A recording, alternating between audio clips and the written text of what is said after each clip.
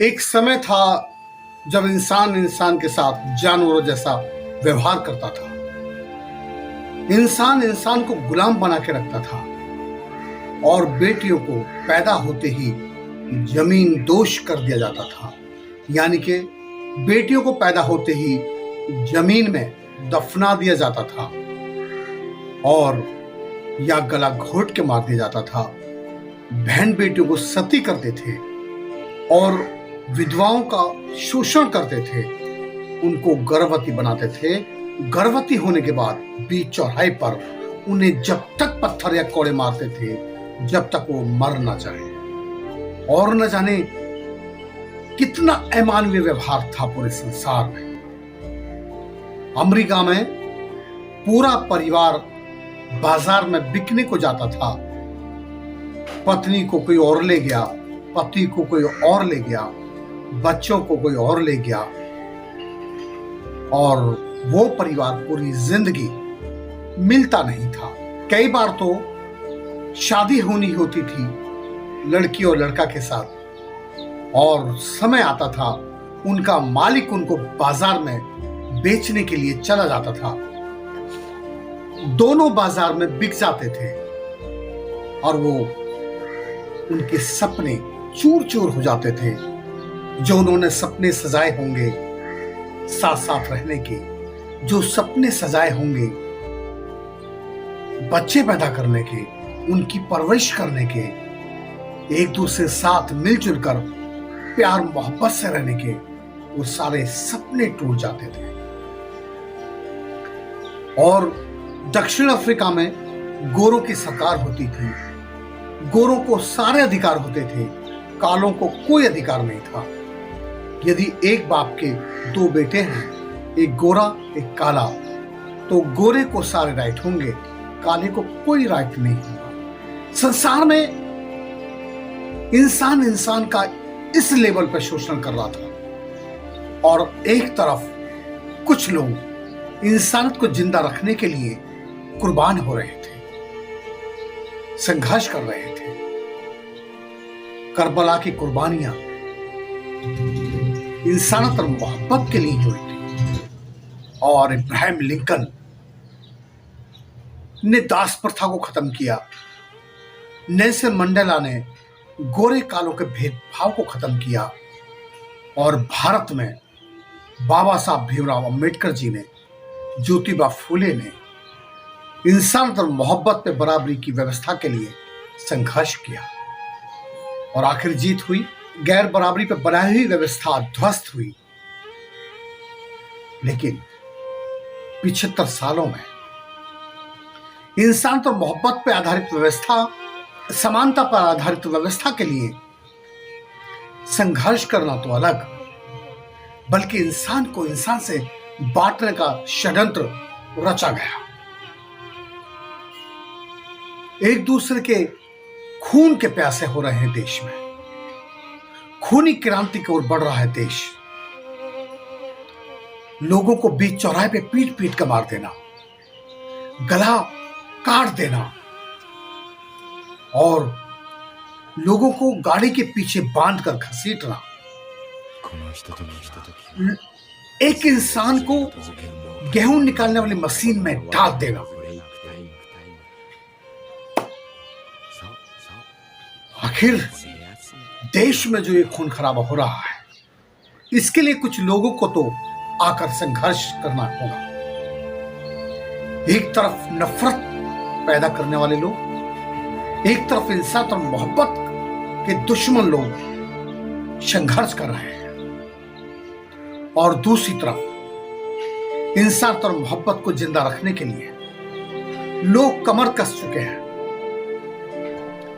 BJP government और ऐसे न जाने कितनी पाखंडी बाबा इस देश को हिंदू राष्ट्र बनाना चाहते हैं। हमारे पूर्वजों ने मिलकर संविधान सभा में बैठकर ये डिसीजन लिया था कि ये देश सेकुलर होगा, इस देश में सबको बराबरी का अधिकार होगा, कोई ऊंच कोई नीच नहीं होगा। लेकिन जिनके हाथों में संविधान गया उन्होंने इस संविधान का बलात्कार किया, इस संविधान को तार तार किया और देश को बांट दिया धर्म के नाम पर। धार्मिक उन्माद पैदा करके इस देश में जो चतुर चालाक लोग हैं वो किसी भी धर्म के सगे नहीं हैं, चाहे वो हिंदुओं में हो चाहे वो मुसलमानों में हो। किसी भी धर्म का जो लोग नेतृत्व कर रहे हैं, अगर वो लोग अपने धर्म को स्थापित करने के लिए संघर्ष कर रहे हैं तो दूसरे धर्मों का क्या होगा? ये एक सवाल बनता है। अगर हिंदू राष्ट्र होगा तो बाकियों को लोग कहां रखेंगे, कैसे रखेंगे, उनको अधिकार देंगे या नहीं देंगे? ये एक सवाल है। हिंदू धर्म की जो व्यवस्था है वो गैर बराबरी पर आधारित है। तो क्या ये गैर बराबरी वापस जो पहले थी क्या वैसे ही स्थापित हो जाएगी? क्या हिंदू धर्म में सभी को बराबरी का अधिकार होगा या फिर विशेष जाति या विशेष लोगों के हाथ में सत्ता होगी? तो बाकी का शोषण होगा। इसी शोषण को रोकने के लिए बढ़ चढ़कर बामसेफ काम कर रहा है। भले ही उसके बहुत सारे विंग हैं, लेकिन सबका मकसद एक ही है, इक्वलिटी, समानता, भाईचारा, अखंड भारत, सशक्त भारत, शिक्षित भारत। और उसमें उसको लीड कर रहे मेसराम साहब को गिरफ्तार किया गया और राजेंद्र पाल गौतम जो आम आदमी पार्टी के कदावर नेता है, उनको भी गिरफ्तार करने के लिए सरकार कोशिश कर रही है। ये 10,000 लोगों ने बौद्ध दीक्षा क्या ली? जो लोग इस देश में धर्म के नाम पर झगड़े कराकर सत्ता हासिल करना चाहते हैं, उन लोगों की नींद हराम हो गई। जब 1935 में बाबा साहब अम्बेडकर ने यह ऐलान किया था कि मैं इस गुलामी के धर्म में, हिंदू धर्म में पैदा हुआ, ये मेरे बस में नहीं था, लेकिन मैं इस धर्म में मरूंगा नहीं, ये मेरे बस में है।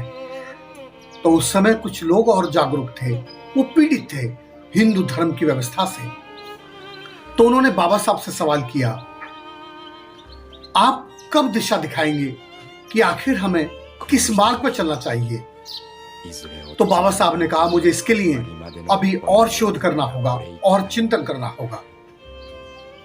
तो लोगों ने कहा, हम तो अभी निकलना चाहते हैं इस व्यवस्था से। तो बाबा साहब ने कहा, इस गटर से बाहर निकाल जाइए। इस गटर से सारे गटर अच्छे हैं, कम से कम वहां इतना शोषण आपका नहीं होगा जितना शोषण यहां हो रहा है। और बड़े पैमाने पर उस समय लोग ईसाई बने, सिख बने और जैन बने और बौद्ध बने और बड़े पैमाने पर मुसलमान बने। अगर ये चेंज नहीं होता तो फिर ये देश सेकुलर नहीं बन पाता। हमें एक चेंज की आवश्यकता है। मैं ही नहीं कहता कि आप बुद्धिज्म को स्वीकार कीजिए, नहीं, आपको इंसान पर मोहब्बत जहां मिलती हो, जहां आपको सम्मान मिलता हो, जहां इक्वलिटी मिलती हो, जहां आपके साथ ऊंच नीच का भेदभाव ना किया जाता हो, उस मार्ग पर चलिए। ऐसे ही किसी मार्ग पर चलकर आप इंसानियत को जिंदा रख सकते हैं। इसी आशा विश्वास के साथ मुझे भरोसा है कि आप इस देश को हिंदू राष्ट्र नहीं बनने देंगे। जय भीम, जय भारत, जय संविधान।